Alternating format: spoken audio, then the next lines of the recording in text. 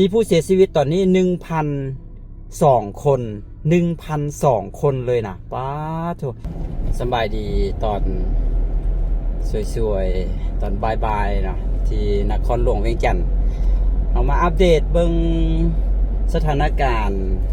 แผ่นดินไหวเนาะอยู่ที่ประเทศพม่าก็ส่งผลกระทบไปเป็นวงกว้างเลยนะในมื้อนี้วันที่29เนาะจากที่มีเกิดแผ่นดินไหวในมื้อวานเนาะประมาณ 13:20 นาทีวันที่28มีนาคมปี2025ที่ผ่านมามื้อนี้วันที่29ก็ยังมีข่าวเหตุการณ์นี้เกิดขึ้นหมายถึงว่ายังมีการเฮ็ดเวียกกันเพื่อค้นหาผู้รอดชีวิตคนที่เสียชีวิตบ่หรือว่าจังใดเนาะก็ยังมีการค้นเคี่ยวกันในหลากหลายจุดหลากหลายบอนเนาะสำหรับประเทศพม่าเนาะในตอนสวยนี่ตอนบ่ายนี่นะปาราบินก็เบิ่งข่าวมาเนาะก็มียอดผู้เสียชีวิตเพิ่มขึ้นนะได้เห็นมีการอัปเดตข้อมูลการเสียชีวิตของผู้คนที่เกิดจากแผ่นดินไหวอยู่ที่ประเทศพม่าเป็นข้อมูลจากทางการของรัฐบาลประเทศพม่านะทุกคนแจ้งมาว่ามีผู้เสียชีวิตรวมแล้วตอนนี้น่าตกใจเลยทุกคนเพิ่มขึ้นมาอย่างหลายเลยมีผู้เสียชีวิตตอนนี้ 1,002 คน 1,002 คนเลยนะป้าโถบาดเจ็บ 2,376 คนแล้วก็สูญหายอีก30 คนป้าทุกคนตัวเลขนี่น่าตกใจเลยได้เนาะตัวเลขเพิ่มขึ้นอันนี้เป็นข้อมูลจากทางการของประเทศพม่าเลยเพิ่นแจ้งมาประมาณช่วง1 โมงเกือบ2 โมงนี่แหละเนาะที่เพิ่นแจ้งมานี่นะต้องติดตามกันเบิ่งไปตอนเนาะทุกคนว่าจะมีผู้รอดชีวิตจังใดก็บ่อยากให้ตัวเลขเพิ่มขึ้นหลายกว่านี้แล้วเนาะหลายเลยเนาะบางทีหลายๆคนน่าจะได้เห็นภาพเห็นอย่างนั้นไปแล้วเนาะอยู่ที่พม่าเนาะโดยเฉพาะมันดาเลเนาะที่เป็นจุดศูนย์กลางของแผ่นดินไหวในครั้งนี้ 7.7 เรกเตอร์เลยเนาะก็สร้างความเสียหายมหาศาลปาราบินเห็นมีวัดว่าอาหามเป็นพระธาตุเป็นเจดีย์อย่างถล่มเป็นจำนวนหลายเลยเนาะ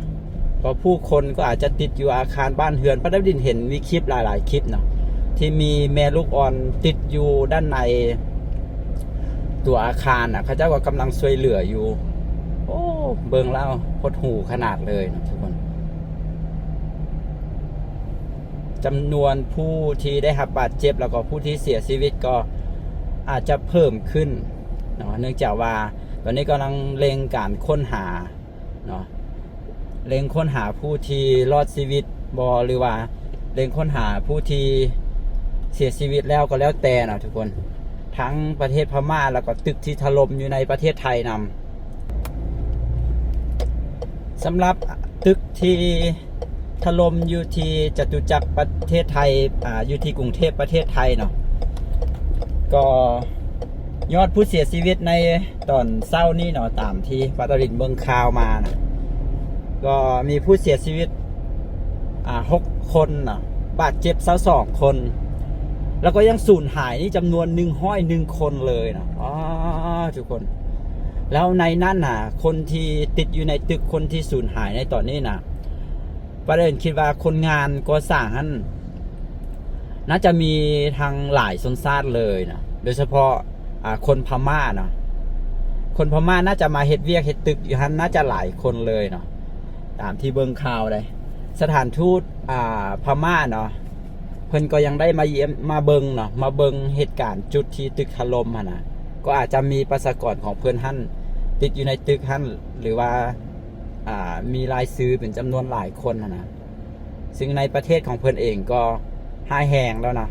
ก็ยังมาเกิดอยู่ที่ไทยอีกนะน่าเศร้าใจขนาดเลยเหตุการณ์ลักษณะแบบนี้นะปาราบินเบิงคลิปเบิงฮูปเบิงข่าวจากพม่านี่โอ้แดงเราได้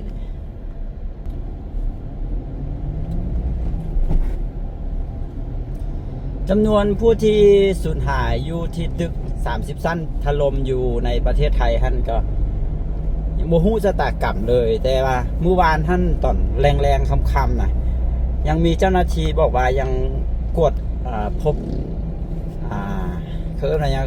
กวดพบว่ายังมีคนอาจจะยังมีชีวิตอยู่นะอยู่ในซากอาคารที่พังทลายลงมานั้นตอนนี้ข่าวต่างๆกำลังมีการแชร์กำลังมีการขุดคุ้นว่า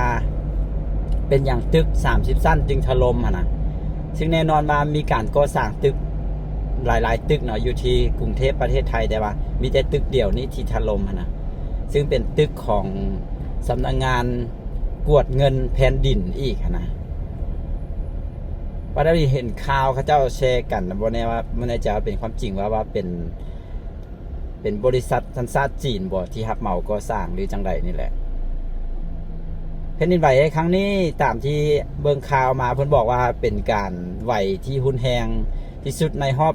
95ปีเนาะของประเทศพม่าซึ่งห้อยเรือนที่อยู่ประเทศพม่าน่ะคือว่าห้อยเรือนยังก็กันว่าการนี่แหละมันเป็นห้อยเรือนที่นักวิชาการหรือว่านักธรณีหรือว่ารัฐบาลประชาชนอย่างก็แล้วแต่น่ะ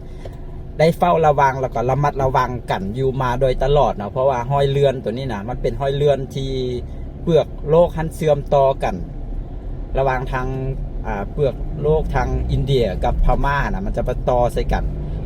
แล้วเขาเจ้าว่ามันเป็นเปลือกโลกที่เปลือกโลกฟังประเทศอินเดียนะมันจะบ่มเข้าไปนะใต้เปลือกของเบื้องฟังทางพม่านะมันก็เลยให้มันเคิร์นอะไรอย่างก็มันเป็นแผ่นเปลือกโลกที่มาต่อกันนะยังบ่ทันตายยังมีชีวิตอยู่อ่ะเขาจะเอิ้นได้จังใดกะ โอ้โหสิใช้คำศัพท์จังใดนะอาจจะว่ามันยังมีชีวิตอยู่นะมันก็ยังจะมีการเคลื่อนมีการอย่างอยู่ตลอดนะฉะนั้นก็ต้องได้เฝ้าระวังแล้วต่อไปก็ผู้ใดจะเฮ็ดเฮือนเฮ็ดซานอย่างก็แล้วแต่เนาะก็อาจจะต้องได้คำนึงถึงมาตรฐานถึงความปลอดภัยอย่างก็แล้วแต่เนาะอยู่เฮือนสั้นเดียวน่าจะปลอดภัยที่สุดแล้วตอนนี้เฮือนสั้นเดียวก็ต้องเฮ็ดให้มันได้มาตรฐานเช่นเดียวกันเลยถ้าบนนั้นก็อาจจะถล่มมาได้นะตอนนี้รัฐบาลทหารของประเทศพม่าก็ได้มีการขอความช่วยเหลือจากนานาชาติเนาะแล้วก็มีหลากหลายประเทศที่เป็นประเทศมหาอำนาจต่างๆเพิ่นก็ได้แสดงจุดจำนงในการที่จะยื่นมือไปช่วยเหลือแล้วบ่ว่าจะเป็นสหรัฐอเมริกาเป็นรัสเซียเป็นประเทศจีนแล้วก็ UN ตอนนี้ก็อันนั้นเห็นถ้ำเพิ่นก็ออกมาเด้เพิ่นก็ว่าจะเข้าไปช่วยเนาะตอนนี้เรื่องความบ่ถือกันเรื่องรัฐบาลนะเก็บไว้ก่อนนะต้องช่วยกันเป็นเป็นมนุษยศาสตร์นะเป็นการช่วยมนุษยธรรมสินะเนาะ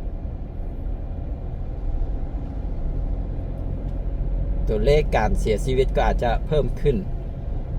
คงหลายเลยแหละคิดว่าปาดวินเบิ่งตามภาพตามอย่างแล้วนะ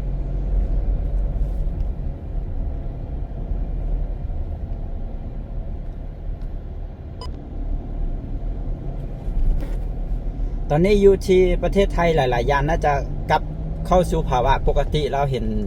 มีการประกาศสนามบินต่างๆก็กลับมาเปิดให้บริการแล้วรถไฟฟ้าอย่างต่างๆก็สามารถกลับมาเปิดบริการแล้วหลังจากมีการตรวจสอบเนาะหลังจากมีการตรวจสอบแล้วว่าปลอดภัยนะส่วนประเทศลาวเขาก็ได้มีการออกแจ้งการหรือจังใดในประเด็นก็เห็นข่าวเช่นเดียวกันเนาะมาเขื่อนต่างๆอยู่ในประเทศลาวเขาก็ถือว่าปลอดภัยจากการแผ่นดินไหวในครั้งนี้เนาะก็บ่มีอย่างน่าเป็นห่วงสำหรับประเทศลาวเขา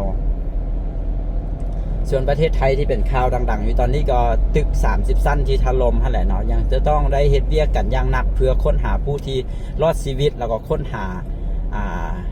ร่างผู้เสียชีวิต101คนที่ยังสูญหายอยู่ในซากพลักหักพังของตึกอาคาร30สั้นที่ถล่มลงมาตึกหั่นถล่มลงมาก็เป็นกองเศษปูนเป็นกองเศษซีเมนต์เป็นกองเศษเหล็กออบยอบเลยบ่แม่นออบยอบโอ้ทุกคน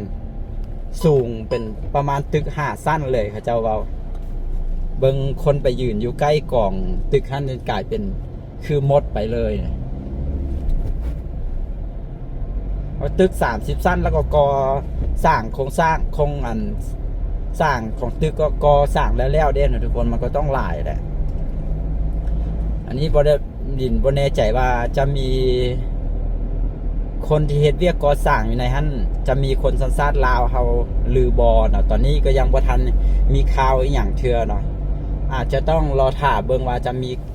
คนสัญชาติลาวเฮานำบ่หรือว่าจังใดนะถึกใส่ผู้ใดก็บ่ดีนะ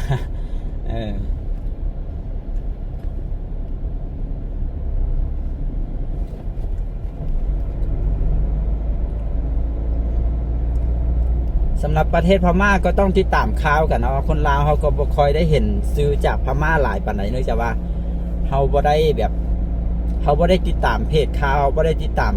ช่องข่าวของประเทศพม่าเนื่องจากว่าด้วยภาษาเนาะมันแตกต่างกันจากเฮานะก็เลยว่าค่อยได้รับรู้แต่พอไปค้นหาเบิ่งแล้วนี่โอ้การสูญเสียกัน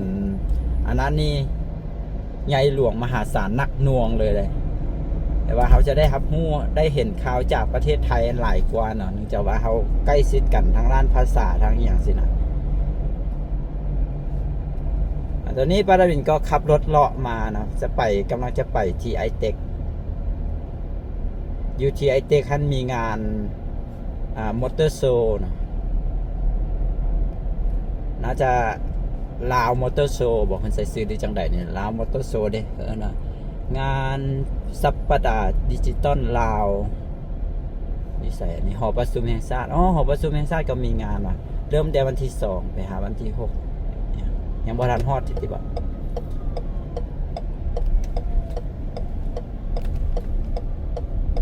อยู่ที่ไอเทคว่ามีงานมอเตอร์โชว์น่าจะเป็นงานลาวมอเตอร์โชว์ที่ได้เว้ามานะเพิ่นเริ่มมาตั้งแต่วันที่22มาวันที่22 23ที่ผ่านมานะจนไปฮอดเมื่อวันที่30มื้อนี้ก็วันที่9วันที่29แล้วนะมื้ออื่นนะก็จะจบงานแล้วเดี๋ยวว่าจะไปเลาะเบิ่งงานอยู่ที่ไอเทคขับรถเลาะไปแล้วก็มาอัปเดตข่าวให้ทุกคนได้ฟังได้รับรู้กันช่วงที่รถติดไฟแดงนี้ปาราดินเลือนเบิงเห็นมีข่าวเนาะอันเศร้าสลดใจทุกคนของพี่น้องชาวลาวเฮาโอ้ปาราดินหาก็เว้าไปเมื่อกี้นี่ว่าขอให้ยามมีคนลาวเขานำมีเพจของบริษัทจัดหางานลาวไทยเนาะทุกคนเพิ่นโพสต์ก็โพสต์ได้หนึ่งชั่วโมงผ่านมานี่ว่าศูนย์แรงงานลาวไทยขอแจ้งให้พ่อแม่พี่น้องลาวที่มีลูกหลานมาทำงานในประเทศไทยทราบว่าตอนนี้เจ้าหน้าที่แจ้งมาว่ามีแรงงานลาวเสียชีวิตในเหตุการณ์ในครั้งนี้20 คนให้พ่อแม่พี่น้องติดต่อหาลูกหลานของตนเอง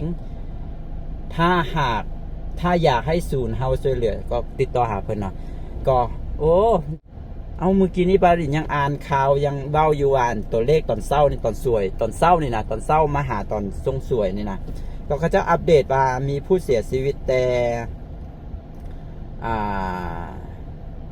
เท่าไหร่มีผู้เสียชีวิตแต่6 คนเนาะบาดเจ็บ22 คนสูญหายหั่น101 คนแต่ตอนนี้มาเห็นข่าวว่าคนลาวเขาเสียชีวิตจากเหตุการณ์ตึกถล่มอยู่ที่ประเทศไทยนั้น20 คนเลยบอกอันนี้ต้องติดตามเบิ้งไปต้องไปติดตามเบิ้งข่าวยังเป็นทางการเด้อเนาะอันนี้ก็ปารินเว้าก็เว้าแล้วเว้าอีกเนาะหลายๆเทื่อแล้วเวลาปารินเฮ็ดคลิปนะก็คืออันนี้บ่ได้เป็นข่าวทางการนะปารินก็เบิ้งข่าวเบิ้งหยังเนาะแล้วก็มาเว้าสู่ฟังเนาะข่าวก็บ่แน่ใจว่าข่าวแท้ข่าวปลอมก็บ่แน่ใจเนาะก็ต้องติดตามเบิ้งข่าวยังเป็นทางการนะว่าเพิ่นจะมีการออกแจ้งการมาจังไดเนาะก็เดี๋ยวไปติดตามกันเป็นอย่างแล้วค่อยอัปเดตให้กันฟังอีกตืมเนาะทุกคนติดตามเบิ่งเพจข่าวอย่างต่างๆข่าวยังเป็นทางการกันต่อไปนำเด้อเนาะสำหรับวิดีโอนี้ปารินจบไว้แต่เพียงเท่านี้เนาะ